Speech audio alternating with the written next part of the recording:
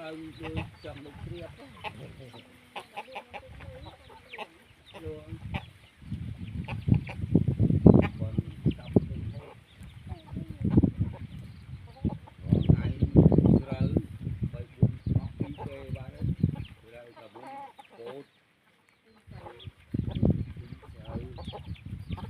mà bảy bốn về nào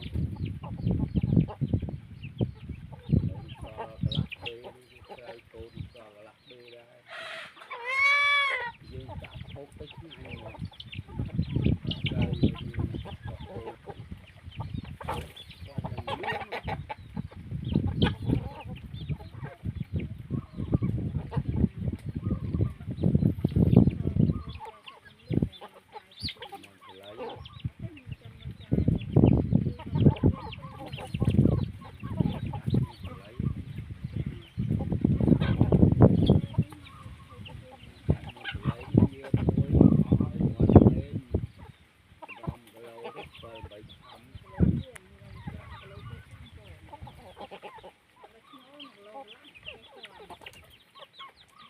chú chứ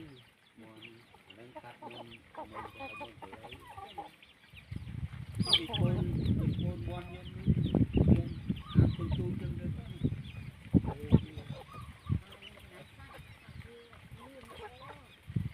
anh kia hộp đến kia là đâu mà ăn tôi phải chịu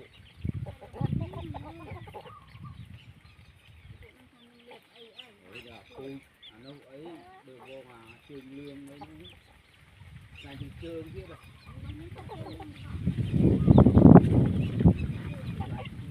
trường kia nó ngon ra trường kê mình xài chứ ra miếng này mình xài cái này đi kê bán đây là viên đi ngon là ngon bảy chục